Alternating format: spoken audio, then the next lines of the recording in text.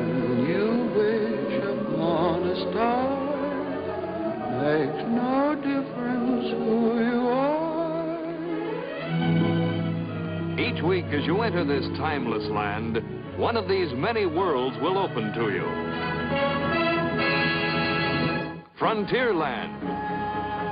Tall tales and true from the legendary past. Tomorrowland. Promise of things to come. Adventureland. The wonder world of nature's own realm. Fantasyland. The happiest kingdom of them all. Presenting this week.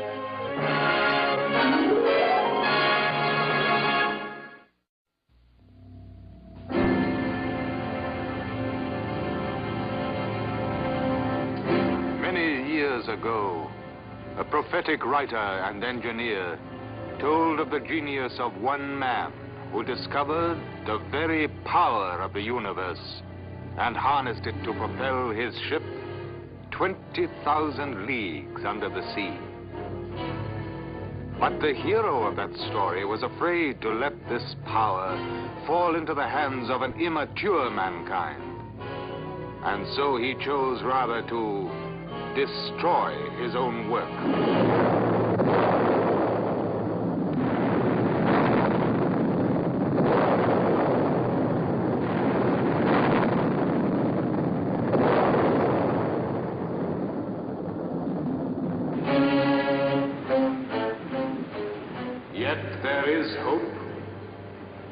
In God's good time, nature's own energies will come to humankind for a better and a richer life. Fiction often has a way of becoming fact. Not long ago, we brought you the immortal tale, 20,000 Leagues Under the Sea, featuring the famous submarine Nautilus.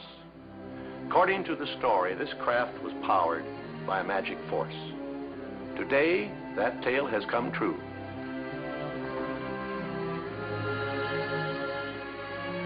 This is a model of the real Nautilus, the world's first atom-powered ship. It's the first example of the useful power of the atom that will drive the machines of our atomic age. The atom is our future. It is a subject everyone wants to understand. So we felt it was the most important topic for a Tomorrowland program. In fact, we considered it so important that we embarked on several atomic projects. For one, we made plans to build an exhibit at Disneyland that will show you atomic energy in action. Now, our atomic projects here at the studio are twofold. We prepared this program and also a book so that we could tell you this important story in full detail. Both grew together. We gave them the same title, and many of the illustrations appear in both. As you can see, we found ourselves deep in the field of nuclear physics. Of course, we don't pretend to be scientists. We're storytellers. So we combine the tools of our trade with the knowledge of experts. We added a nationally known scientist to our staff to head our new science department. His first assignment was to write the book on the atom and to help us in developing this program.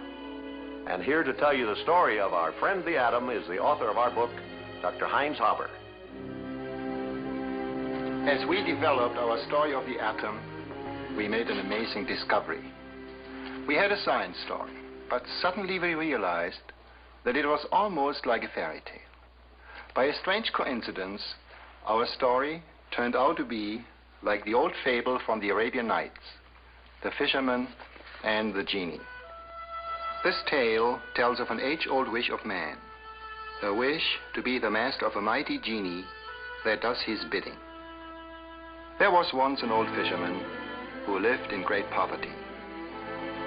One day, after casting his net many times, he happened to pull ashore a brazen vessel.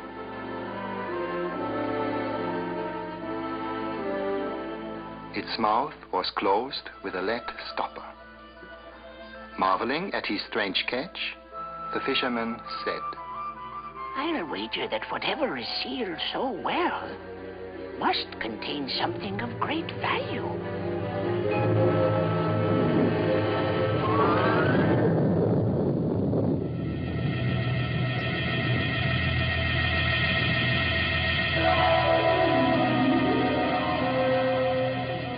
Know that presently thou wilt have to die. Heaven forbid! Or at least tell me why. As I lay imprisoned in that tiny jar for many centuries, my anger grew and grew until I swore in my heart that my liberator should perish. What a cruel trick fate hath dealt me. Trick? Oh, genie, since thou art determined upon my death, grant me this one last question. Well? How can one as mighty and powerful as thou dwell in so tiny a vessel? What? Thou dost not believe me? Not till I have seen it done can I believe it. Watch then. Now you shall return to the sea. Nay, I did not mean what I said. No, release me. And I give my solemn vow to grant thee 3 wishes.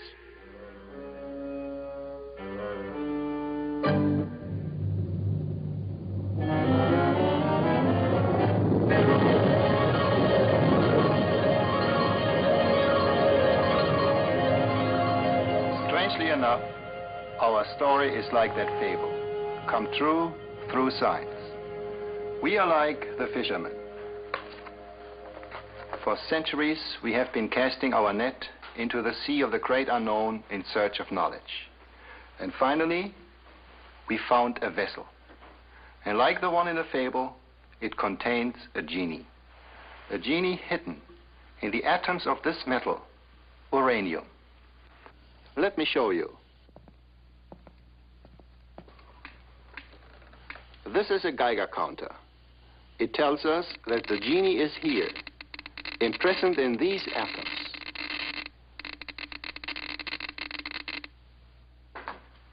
So this is our story.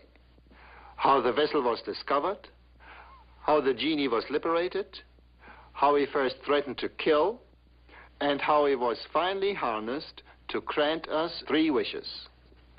Our story begins in ancient Greece in 400 BC. At that time, man firmly believed that all things were composed of 4 basic elements: earth, air, water, and fire. But Democritus, a philosopher of that era, thought that these elements could be divided into smaller particles. In fact, he even gave them their name, atomos, which means indivisible. I crumbled this earth to soil, and in turn crumbled this soil to dust. Now, if I could reduce this dust into its smallest particles, these would be atoms. This beach appears to be a solid carpet, but on closer inspection, we see that it is made of millions of grains of sand. If we think of grains of sand as atoms and pack them together, they can be molded into any desired form.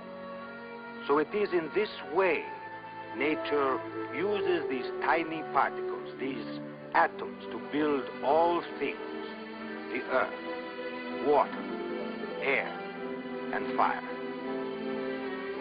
If air and fire consist of small particles, how can they rise? They would fall to the earth like a shower of pebbles. The man who disagreed with Democritus was Aristotle, a famous Greek philosopher. His philosophy shaped the thinking of man for the next 2,000 years. And so the idea of the atom was lost.